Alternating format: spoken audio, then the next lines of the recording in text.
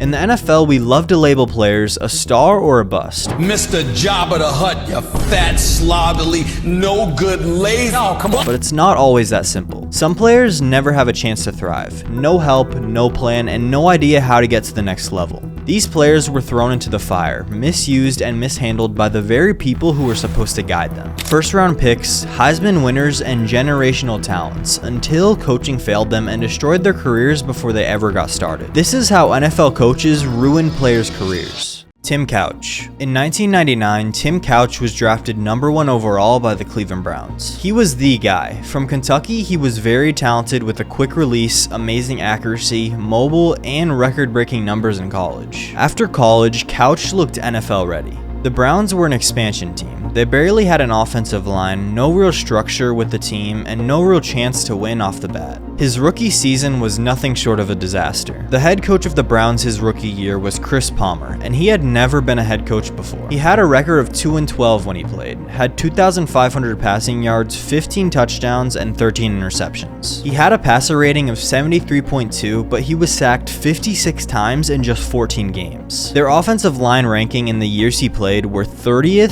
31st, and 28th. Chris Palmer didn't really build an offensive system around Couch's strengths, and the playbook and style just didn't fit. There was no tempo. The whole offense was basically dropping back behind a non-existent O-line. There was no real offensive scheme. Rollouts or quick reads were very rare. For a quarterback especially, it's all about the talent around you, how successful you can be, because everyone in the NFL is a really good football player, and if you put the right pieces around him with the right system, the right staff, the guy can be pretty successful. But if you don't, you can ruin a really good player's career. There's just a crazy amount of horrible protection for a rookie quarterback, and you just can't expect a player to succeed with that. Throughout his career, he had 4 different offensive coordinators in 5 years. No real consistency, which definitely affected his development as a quarterback. Over time, the media and Browns fans turned on Couch, but not many fans realized how little support he had at the time. Tim Couch wasn't a real bust. The franchise threw him into a bad situation and eventually using him as a scapegoat for their struggles. By the time Cleveland was starting to build a roster, Couch was already broken mentally and physically. Butch Davis took over as Browns head coach in 2001, and he wasn't fully sold on Couch for the future, and it showed. In the 2002 season, Couch was the starter, but he went back and forth between starting him and Kelly Holcomb. In their wildcard game, he got benched for Holcomb, and he played well, which did not help Couch's mental as a QB. Butch Davis's system didn't fit his strengths as a conservative offense either. Couch was already damaged with injuries along as his mental, and Davis gave up on him as a quarterback. The bad part is that we'll never know how good he could have been because he was never given a real environment to grow.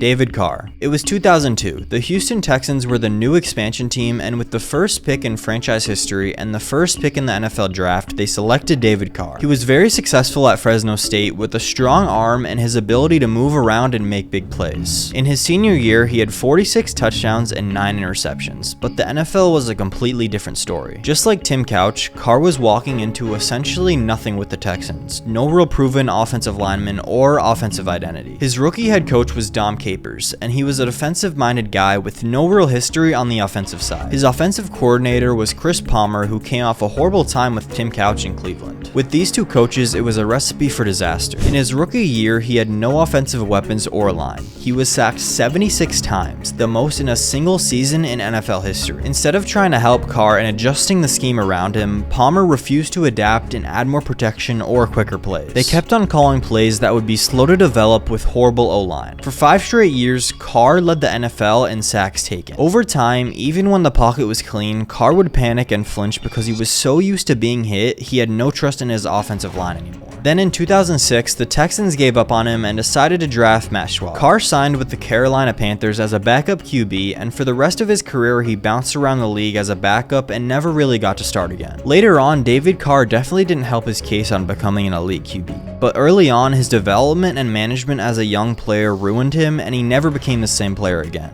Robert Griffin III. RG3 was the second overall pick by the Redskins in 2012, and he had all the makings of the next superstar quarterback. He was a Heisman winner, had incredible speed, a good arm, and his ability to move around the pocket and make plays was special. His rookie season was amazing, and he looked like he was going to have a promising career ahead of him. He had 3,200 passing yards, 815 rushing yards, 27 total touchdowns with only 5 interceptions. He won Offensive Rookie of the Year and led the Redskins to a division title with a record of 9 39-6. But Mike Shanahan, his coach at the time, heavily affected the trajectory of his career with a few decisions. In week 14 versus the Ravens, he took a huge hit to the knee and he looked very hurt. The trainers checked him out and it was just a knee sprain, and usually a coach would sit him out, but Shanahan doesn't do that and he puts him back in the game. Later in the fourth quarter, RG3 re-aggravated his knee and he was clearly limited. For the rest of the season, his knee affected his play, especially how being mobile is such a big part of his game. Then it's the playoffs and the Redskins are playing the Seahawks. His knee is clearly hurting in the first quarter and he is limping a lot. Then his knee buckles and he gets a torn ACL and a torn LCL, and the Redskins lose the playoff game. Then in 2013, many people argue that Griffin returned way too early and he wasn't ready. But only around 8 months after tearing his ACL and LCL, he and his team decided he should play the season. RG3 even says that making this choice was the biggest regret of his career. The biggest regret of my career is probably playing in 2013. Coming back and playing that season, pretty much 7-8 months removed from tearing not only my ACL, but also my LCL and my meniscus in my knee, is something that I don't think I should have done. I don't even want to say that. I know I shouldn't have played that year. Despite going back and looking at the film and understanding that I was nowhere near 100%, sometimes we want something so bad that we're willing to hurt ourselves for it. He wasn't the same after this. His speed, his agility, and the things that made his play so special was gone. Mike Shanahan and the people around him didn't protect him and let him play through his injury. In 2014, when Jay Gruden replaced Shanahan, he benched RG3 after just 2 games and played Kirk Cousins ahead of him. The relationship between him and the coaching staff was broken, and after 2015, he went to play for the Browns and Ravens, but never got a real starting role and was a backup for the rest of his career. Some of the blame is definitely on RG3, but if his coaches had protected him a little bit and let his knee heal, his career could have definitely been way different. Zach Wilson. The Jets drafted Zach Wilson with the 2nd overall pick in 2021. At BYU, Wilson was a very good prospect. He had a quick release with a strong arm and had the ability to move around the pocket and make plays. His head coach as a rookie was Robert Saleh. He's a defensive-minded coach, and his offensive coordinator was Matt LaFleur. He was a first-time offensive coordinator. Rather than helping build Zach's confidence, the coaching staff basically gave him the starting job on day 1, and he clearly wasn't ready for it. They threw Zach behind a non-stable O-line, and when things didn't go well, the coaching staff panicked. In week 11 of the season against the Broncos, he got benched for Tim Boyle in the 3rd quarter of the game. Mike White also won more starts over Zach Wilson, and he sat on the bench for the rest of the season. In his whole rookie season, he threw for 2,300 yards with 9 touchdowns and 11 interceptions. The offensive play calling around him wasn't good at all, but at the same time, Zach Wilson wasn't really helping his case. In his 2nd season, he was very inconsistent, and he was benched twice. He got a concussion and he regressed even more than his rookie season. Then Zach Wilson was traded to the Denver Broncos in 2024 for a 6th-round draft pick. I personally think he got drafted way too early and had way too high of expectations. And the organization and coaching around him did not help him develop or gain any confidence at all.